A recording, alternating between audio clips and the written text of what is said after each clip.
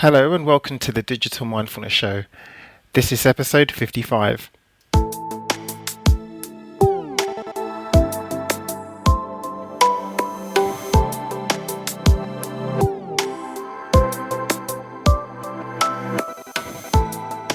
In this episode, we speak with the writer, author and entrepreneur Jocelyn Glei about her new book, Unsubscribe. As the founding editor of 99u.com and former director of the famous 99u conference, Jocelyn is obsessed with understanding the nature of creativity and how we can bring more of it into our daily work. Jocelyn has written a range of books such as Manage Your Day-to-Day, Maximize Your Potential and Make Your Mark. But it's her new book, Unsubscribe, that's the focus of the show today, as we talk about ways to get rid of email anxiety, limit distraction, and spend more time on the work that matters to you. This is a really timely and important topic, so I hope you enjoy this talk with Jocelyn Glei.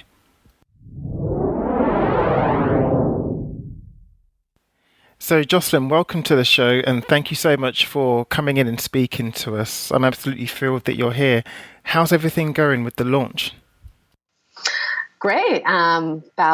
We're going to talk about the new book and we're kind of about a week into the launch. And yeah, it seems like it's really resonating with people so far. So I'm kind of excited to join you and discuss it further. So this is a question that I ask everyone, but I'm wondering what your journey was to understanding the nature of creativity and what led you to starting 99 and ultimately writing this book. Yeah, well, I am now about, a year and a half into, kind of fully devoting myself to writing, in the nonfiction genre at the moment. But prior to that, I was running this kind of a very, we'll say, personal improvement focused startup business, 99U, which is part of this sort of a larger creative brand called Behance. And there, for about 6 years, we were really focused on the company itself. The name 99U came from this Thomas Edison quote, "Genius is 1% inspiration and 99% perspiration." And the kind of idea behind the brand was that there are so many companies and so much literature focused on idea generation, on having more ideas. But our kind of idea was that, idea generation isn't really what people struggle with, right? We all have ideas. What we struggle with is the execution part, with idea execution, with that 99% perspiration. And so we started 99U originally actually as a conference in New York City. And then it expanded to an online editorial brand, a very popular blog that won a few Webby Awards. And then we also extended it to a book series and then a magazine as well. And so there were all these kind of different, incarnations of the brand and different pieces, but everything was sort of focused on helping kind of creatives and entrepreneurs focus on how to really make their ideas happen. That's great. So now let's talk about email and your new book, Unsubscribed, which I understand has just been published. Yeah, just came out last week in the US and the UK, and then I think some affiliated countries. And I mean, that book was really, I guess to give you a little bit of the backstory on that, one of my obsessions kind of, which started when I was at 99U, was really just thinking about really focusing on sort of creative people in particular and thinking about how we really live in this moment where we're all so overbusy, so, kind of overburdened by technology and all of the constant sort of, notifications and updates and requests that we get this kind of constant stream of throughout the day, right? A sort of constant stream of distractions. And thinking about how sort of creatives in particular are so vulnerable to distraction. And so what can we do when we are now living in this world that seems sort of designed to really sabotage the focus that we need in order to be creative? And so kind of thinking about that question, I was thinking about, well, what are the, number one distractions, or what are the biggest distractions that we face in the workplace? And when you kind of look at the data, email really still is kind of public enemy number one when it comes to distraction at work. Sort of studies showing that people check their email 11 times an hour. They process on average 122 messages a day, and they spend about almost 30% of their total work week on email. So I think it's just, it's causing this kind of huge drag on our productivity at the same time as we kind of let email really almost dictate our sort of mood and our focus and our to-do list on a daily basis in a way that I think really keeps us focused on busy work rather than being able to do our best work. And so Unsubscribe was really, my attempt to kind of tackle that problem and offer some solutions. It's really interesting, Jocelyn, because I'm not sure there are many people that think that something as benign and ubiquitous as email actually has real physiological and psychological effects on us, like increasing anxiety or stress. But I'm wondering why, for you, email in particular was the thing that you decided to focus on. Yeah, well, I think besides, some of the sort of, stats I was just spouting at you about how much time we spend on it, beyond that, there's also there have been studies that have shown a direct correlation between how frequently we check our email and how stressed out we are. So, there's kind of this very direct line between how we interact with our email and with our well-being. Even beyond kind of the productivity piece. So for me, I think it was really interesting, and we can kind of get more into this if you want to kind of take a look at some of the actual psychology behind the way that we interact with email, so we can kind of understand what it is that kind of drives us almost to be sort of addicted to something that, we all kind of really claim to dislike more or less at this point. And so why are we so addicted to it? And I think once we understand that, we can become a little bit more conscious and can start to actually change our habits. One of the things that for me was so interesting is that when I was reading the book, I became much more aware of the number of times that I would just glance over to the other screen and just quickly check the email, something that was almost unconscious for me. And I thought that was really interesting, just that through reading your book, these little insights into my own email behavior came up and how it was sometimes affecting the quality of my work. Yeah, there's, studies that have shown that, even if you have your email, or this can also apply to other different applications, open in the background, even if it's minimized on your computer while you're doing other work, your brain still devotes a certain amount of cognitive energy to kind of monitoring it. And so that's kind of draining your ability to, focus on other tasks. And then there's kind of other research that is sort of looked at, how people work and how they're able to focus and what makes them most productive. And they found that kind of the clearer your sort of primary work space is. So, for most of us, our primary workspace would be our main computer screen. That the clearer that space is, the more sort of relaxed you can be and the more focused that you can be. So, one of the things that I always recommend to people is, to try to sort of quarantine your email on a separate screen if you can, maybe only checking it on your phone, or maybe, just having it only on a, kind of a glanceable second monitor, or, only on an iPad app or something, so that you're literally kind of physically distancing your email from, whatever the item is that you're actually trying to focus on at the moment. Because one of the things, I guess, with multitasking, when you're kind of shifting constantly between email and other tasks, which is sort of a, bad habit that many of us engage in, that kind of multitasking really has a negative impact on your short-term memory.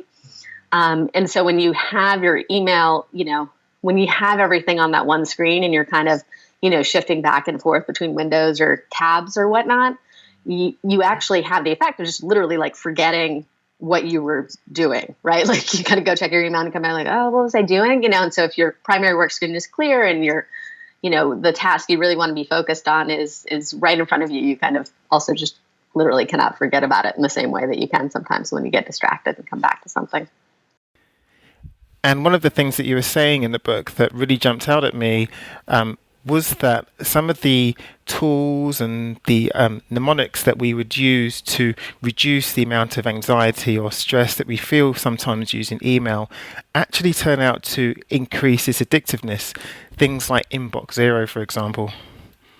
Yeah, well, one of the things that I talk about in the book that is really a driver behind our email addiction is this notion of, which scientists have sort of discovered, of completion bias, which is that, the human brain sort of likes to feel a sense of completion. And so when you complete a task, you kind of get this little hit of dopamine, and it makes you kind of want to, repeat that behavior again to feel that, kind of pleasure. And what that means is that we're... So just got to jump in here, but thinking about this completion bias, is this why we like completing lists so much? Yes, absolutely. And, we love to tick things off, right? We love to check things off. But the downside of that is it sort of predisposes us to want to focus on short, easy to complete tasks, right? So, and when you're thinking about, the things you do at work that really make your life meaningful, usually they take a long time. Say you're working on writing a book, as I have just done, or you're working on building a business, or you're trying to put together like a very complex, pitch deck. Like these things take, hours, days, weeks, months, and sometimes years. Whereas this kind of feeling of completion bias drives us, to be compelled to do these kind of short, easy to finish tasks. And when you think about email specifically within that context, right, you mentioned Inbox Zero. So that's sort of like the grand, kind of completion when it comes to email that you're sort of going for, right? This kind of holy grail of email productivity or whatnot.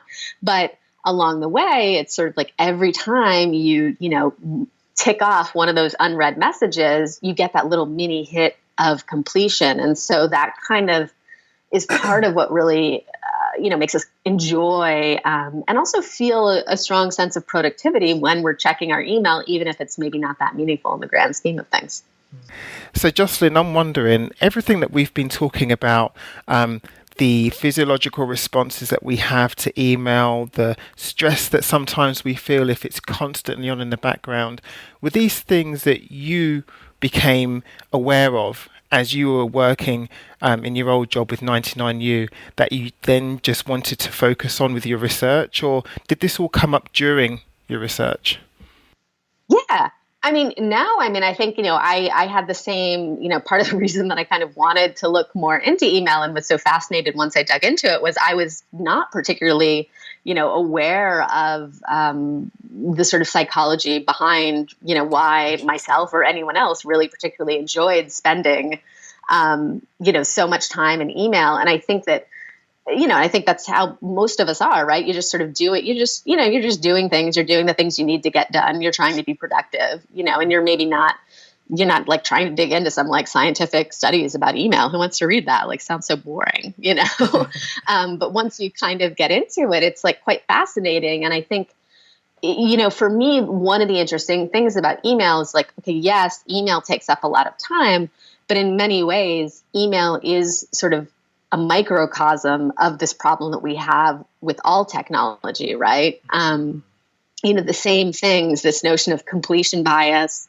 or we can also talk about one of the other, psychological concepts of random rewards that fuel the addiction, also, fuel our addiction to social media, to text messaging, to using apps like Slack. It's the same psychological drivers behind all of those different things. And so I think as we're increasingly inundated with all of these new apps that bring their own, kind of addictions with them, it's even more important to understand the psychology behind this so we can just have sort of some tools to work with as we try to be a little bit more conscious and mindful as we do our daily work. That's awesome. So if everything that we've been speaking about now with email and your book in Unsubscribed, if it can be applied to all of technology with things like variable rewards, do you think it's going to be an important skill for people to understand how their use of technology impacts on their work? Yeah, I think it's a conversation that's really starting to bubble up. And I think that we have to really learn how to develop a whole new set of skills in order to deal with all of this technology that we're confronted with, right? I think one of my kind of favorite sayings that I use toward the end of the book is, that tools make excellent servants, but very poor masters. And I think with regard to email, as well as, many, many, many other apps and technologies, we're being the servants, not the masters right now, because they kind of tap into this kind of brain chemistry and because we're almost unaware that that's happening. And so we kind of have to, we just have to sort of reassess and learn how to live in this, sort of new era where we're confronted with so many different kind of distractions and pulls on our attention and operate in, I think, a new way. That's great. So going on from this, I want to talk about another concept that you brought up in the book, and this whole idea of the negativity bias. And I'm wondering, why is this so important to the quality of our work lives? Yeah, so this was one of the concepts about email that kind of blew my mind when I discovered it. And this was actually years ago, and I think it made me want to dig deeper. We're kind of asking about the psychology before. So the negativity bias was discovered by Daniel Goleman, who's sort of the father of the idea of emotional intelligence. And he discovered basically that people have this natural negativity bias against email. And so that means that basically kind of every email between the writing of it and then it being received and read by someone gets almost downgraded a few positivity notches. So if I'm writing an email to you, Lawrence, and I feel pretty positive about it when I send it, when you receive it, you actually normally would feel maybe neutral about it. And if I feel kind of neutral about an email when I send it to you, you actually probably feel kind of negative about it when you receive it. And this is kind of what he found when he looked at it. And the reason that is that one of the key elements of sort of communication is being lost there, which is the social feedback loop. So, you and I are talking right now, you can't see me, but you can hear my vocal tones. You have some, additional information that's kind of shading how you process, what I'm saying. If we were in person, you would see my facial expressions, you would see my gestures, and all of that would add a lot more information about the intent of what I was communicating, right? But in email, all of that is lost. But one of the things that Goleman found was that people weren't cognizant that it was lost. So they still sort of wrote their emails as if people had all of that peripheral social feedback information. And that's kind of, and then that's kind of what ends up sort of creating this cycle where every email almost gets sort of downgraded a few positivity notches in between someone writing it and then someone receiving it. And so the upshot of that, I think, is that we really have to kind of upgrade our sort of enthusiasm and our empathy when we're emailing people. We shouldn't, in my opinion, using things like emoticons or exclamation points is kind of controversial with some people. Like, is it professional? Is it not?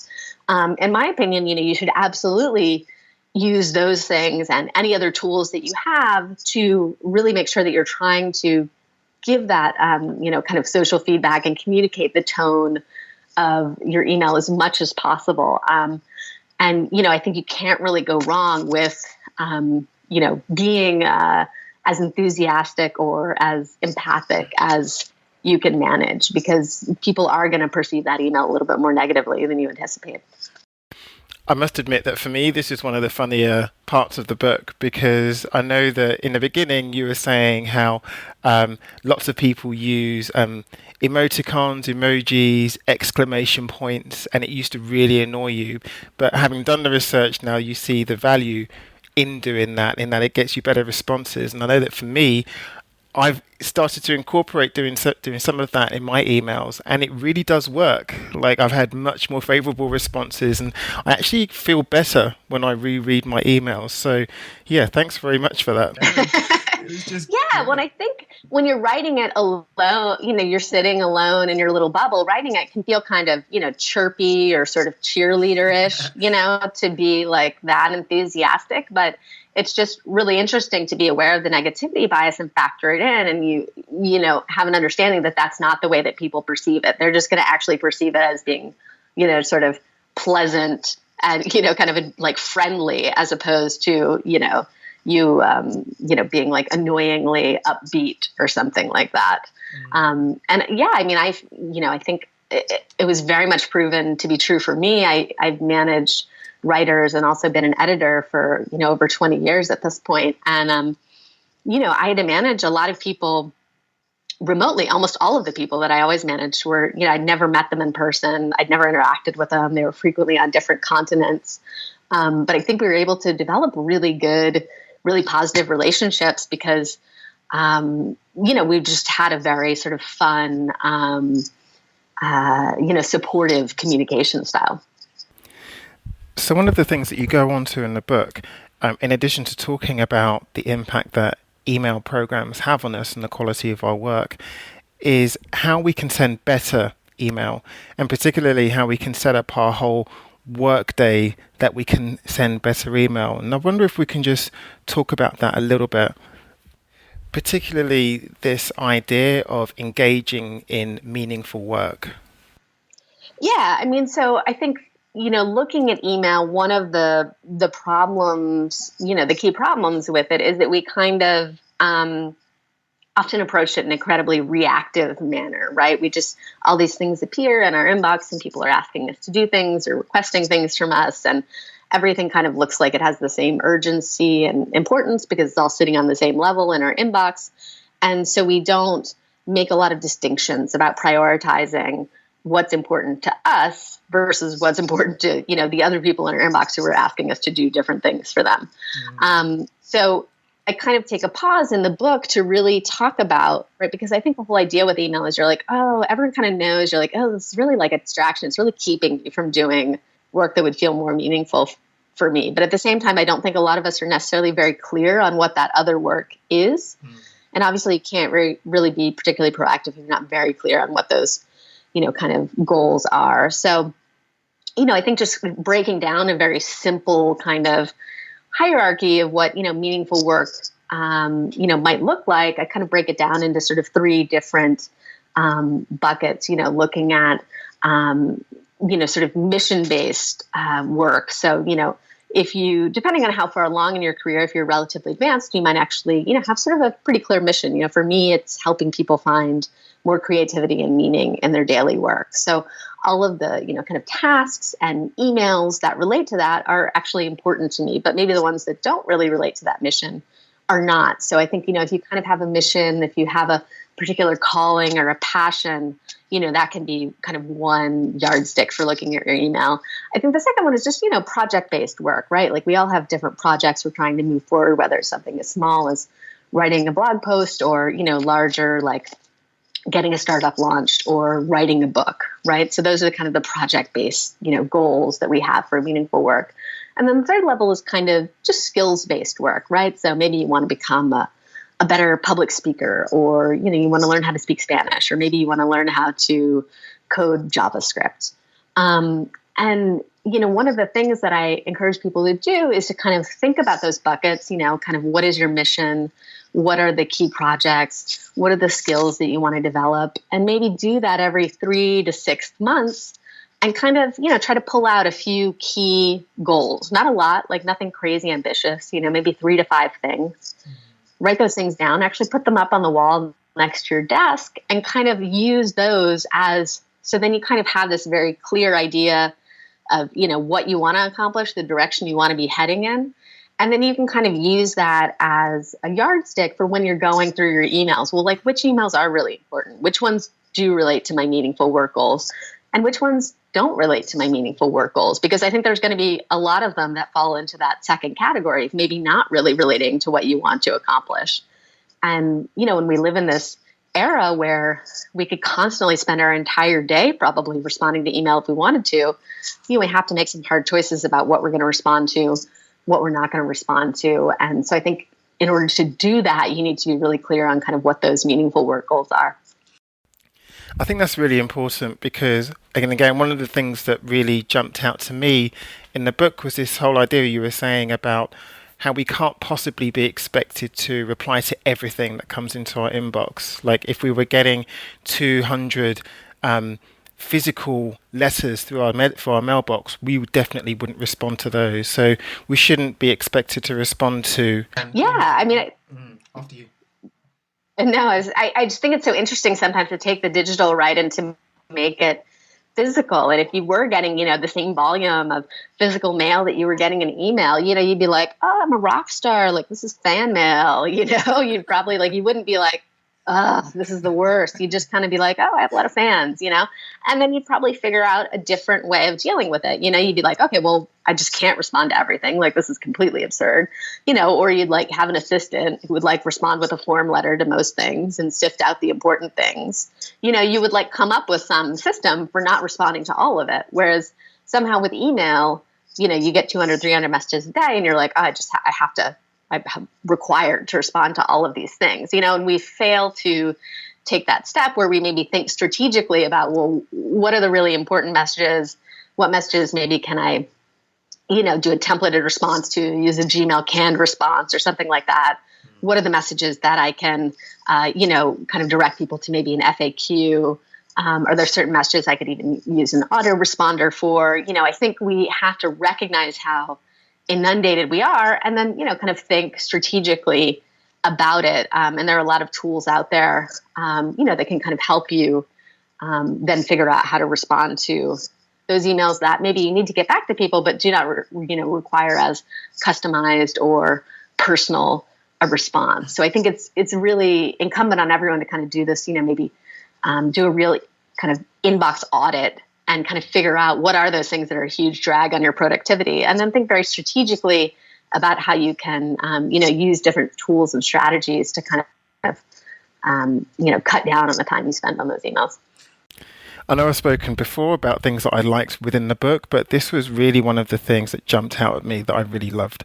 And it was this whole idea that within the book, there are two separate strands, right, to understanding and working better with email. And one of them, as we're going to be talking about, are taking specific technological tools. But the other is this very human strategy, which, as you talk about, it's just about having greater awareness. And I love just in particular just how mindful that was, that once we have greater awareness of what impacts our work lives, what increases or decreases the level of our creativity and productivity, that we're then able to thrive in the workplace.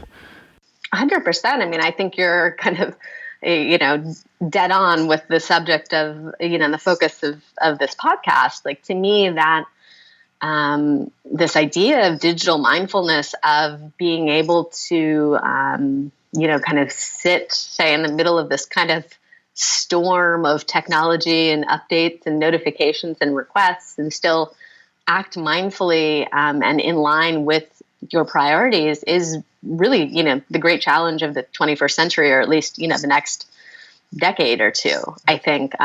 So I think it's a skill that we all have to really work hard to cultivate, because it's hard, right? It's not like it's not simple. It's quite difficult. Well, I mean, and that really leads nicely on to what I wanted to ask you next, which is this whole idea of what I call, and definitely what I've read that Tristan Harris talks about with his Mindful iPhone, is this whole idea of mindful settings on our technologies. And you write about this, about how we can actually set up our technologies in a way that helps us. And can you talk a bit more about that? Yeah, I mean, I think one of the just sort of, very small, but I think very essential points of the book is not to let kind of default settings dictate your workflow with regard to email in particular, but also, maybe any other apps or technologies that you use. I think, for instance, like I was talking to, I added one of the examples because I was actually talking to my editor of the book, and she was telling me about this problem that she had. And she was like, well, I actually end up having my email open all day because I use Outlook, and I need to get my calendar is also a part of that email system because I use Outlook, and I need to get my meeting notifications so I don't miss my meetings. But then that means I'm sitting there all day and I'm getting email notifications. And so it's sort of like, okay, like that's a totally valid problem. Like you need to have your meetings, you need to have your meetings open.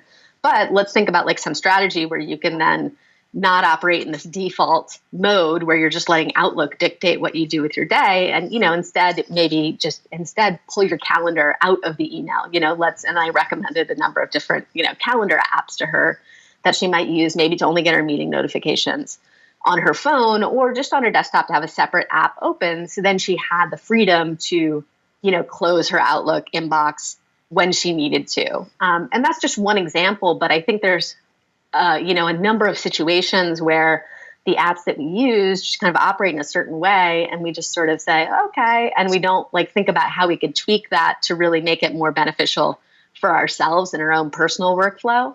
So another example, sort of most standard example, is that you are like, okay, I'm going to devote some time to my email. I want to go into my inbox, really focus on these certain emails I have to respond to, but then you get, your mail keeps coming in and you get distracted by all these new messages. So, really basic fix there, if you're using Gmail, for instance, is there's an extension that you can download called Inbox Pause, which will let you, just literally it makes a big pause button in your Gmail. You can hit pause. So when you go into your inbox to respond to email you already have, you're not going to get sidetracked by new stuff, or if you're using Outlook, you can you can use a function, to allow you to work offline. I think there's any number of examples of those types of things where we're just kind of letting the natural way that an app or an email program runs kind of dictate the flow of our workday. And I think we kind of have to be very proactive about saying, well, no, I'm going to dictate the flow of my work, of my workday. And you kind of want to figure out what are those problems that are really setting you back or distracting you, and then trying to, figure out different solutions for solving them and make, something that works better for you. So it really sounds to me like this idea of having mindful devices, actively setting up our devices in a way that enables us not to just fall onto these apps or these other services that might distract us from what you were describing as meaningful work, but just taking control of those default settings and setting our days up in a way that helps us get to what we really want to get to. It sounds like that's what you're really talking about here. Yeah, I think there's so many baselines that, where we don't even realize that we're kind of letting our phones sort of dictate how we behave throughout our entire day. Like, for instance, I have a clock by my bedside, so I don't have to sleep with my phone by my bed. And then I also typically wear a watch, so I don't have to carry my phone around to know what time it is. And both of those things broke recently. My clock broke and then my watch broke. And it was really interesting to see what a huge impact that had on my behavior, right? Because I spent so much more time on my phone. I carried my phone with me or even around the house so much more frequently because I didn't have a watch. So I didn't know what time it was. And then similarly, when I didn't have the clock by my bed, I used my phone, and, I ended up, I would end up checking, Twitter before I went to bed, or maybe I would check my email first thing in the morning just because of the proximity, right? So I think even becoming conscious at that level and just realizing something as silly as, oh my God, if I wore a watch, maybe I would waste less time on my phone throughout the day. I think there's very small things that have shifted like that, right? And I'm sure you've noticed, many people just don't wear a watch now because they have a phone, but it actually changes the way you behave throughout your entire day. This is really interesting because it sounds a lot like something that I've been researching a lot about, and it's this whole idea of boundary theory, and particularly to email, because email collapses the boundaries between our work lives and our personal lives, right? It's incredibly easy to send a work email as it is a personal email from exactly the same device. So email is one of those tools that blurs the boundaries between work and home, right? We can send those emails from the workplace or from home. And so it sounds like by wearing these analog tools that you have, like a watch and having a real alarm clock, it sounds like these help to keep those boundaries separate. That you're not reaching for your smartphone first thing in the morning. Yeah. And I think we have to be thinking about that, just the sort of little habits and what even that proximity does, right? Like you were saying, some people, when they're on their phones, I know certain people who are like, okay, well, they want to try to use Twitter less, or they want to try to use Facebook less. So, they don't put it on their home screen on their phone. Maybe they, make themselves have to swipe through like 10 screens to get to it. And then every time they use it, they log out when they're done. So then like they have to log back in. It's a little bit more onerous. You make it a little bit harder on yourself. And then you're kind of like, oh, I won't do it, and I think there's, little micro changes can actually have quite a big impact on your behavior, so it's kind of interesting to think about them. So Jocelyn, as a writer, what does your daily routine with digital look like?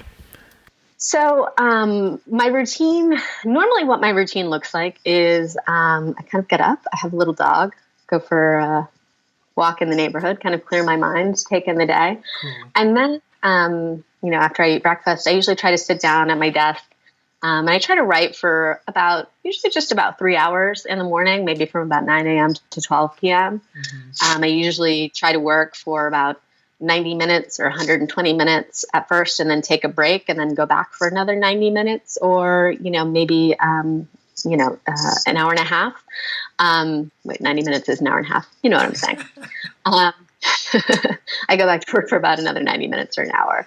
And that's kind of aligned with, sort of that science behind kind of peak performance, that you can kind of typically only really focus and produce great work for about 90 minutes or 120 minutes at a stretch, and then you kind of need to take a break to rest and refuel. So I try to kind of integrate that into the writing routine, but I usually only write for about 3 hours, and then I take a break for lunch. Sometimes I exercise, and then I come back, and then I usually just focus on the tasks that are things that require less, sort of deep attention. I think of writing as my kind of deep attention work, and then I think of usually what I do in the afternoon as this kind of idea of kind of hyper attention work. So work that you can do that, one, requires less sort of, deep focus and vigilance, but also that is a little bit more easily interruptible. So if something, if I need to, take a call or do a meeting in the afternoon, and then I can kind of come back to that work and I don't need to like really ramp up to do it. So it's really about kind of creating that rhythm between doing the deep attention work in the morning and kind of more, less focused sort of hyper attention work in the afternoon is kind of the general idea. So do you batch your emails as well? I do batch my emails, but one of the things that's interesting is, so like right now, I just have this book out, there's a lot of sort of press and media I have to do. And, so I need to be very responsive, right? Because I want the book to be successful. So one of the things that's interesting is I actually have a different set of habits for right now. Normally I wouldn't check my email until after my writing block, say 11 in the morning or 12 p.m. But right now I actually do check it first thing in the morning, because I'm also, say, dealing with a publisher in the UK who's at the end of their day, when it's 9 a.m. for me here. So one of the things that I think is kind of interesting about that, and I was talking to, there's actually a productivity writer who I really like who's in the UK, Mark McGuinness, and he was kind of recommending this idea to me, the idea of kind of having different, people are very big on the idea of a daily routine, as am I. But he's kind of a fan of making it a little bit more subtle and thinking about having different templates for daily routines, right, based on what's happening right now. So for me, the sort of template for my daily routine while I'm launching a book is quite different from the daily routine when I'm writing a book. And so I think it's kind of interesting to think about that, for whatever it is that pertains to, maybe someone listening. I think we all have these moments where things get a little bit more intense or a little bit more urgent. You said you do some event production. So, right, like around the time that you're launching an event, that's going to be very different than the time, maybe 6 months before that event. And you might have to kind of modify your daily routine, have a different template. And then, you assess, like once that urgency goes down, maybe you can go back into this kind of mode where you're in a little bit more of a kind of creative, maker-focused sort of template for your daily routine. So, Jocelyn, penultimate question. In a digitally distracted age, what do you think are the most important human traits and how do we cultivate those? Well, so one of the things I've been thinking a lot about lately is that given, the volume of distractions and inputs that we're all dealing with, I think in many ways, being more productive is really about thinking about what we shouldn't be doing as much as it is about thinking about what we should be doing. This idea that kind of productivity is really about what you don't do, about what you can say no to, and about setting boundaries, as you mentioned. So one of the really interesting activities that I like to encourage people to do is actually to create, everyone creates to-do lists, but think about actually creating a stop doing list.